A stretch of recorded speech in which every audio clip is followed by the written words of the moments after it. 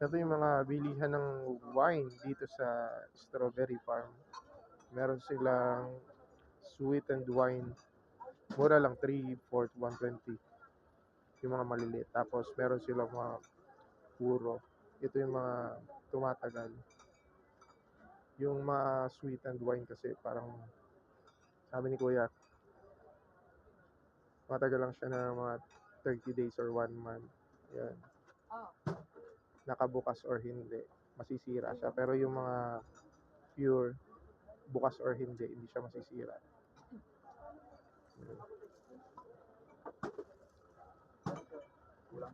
Okay.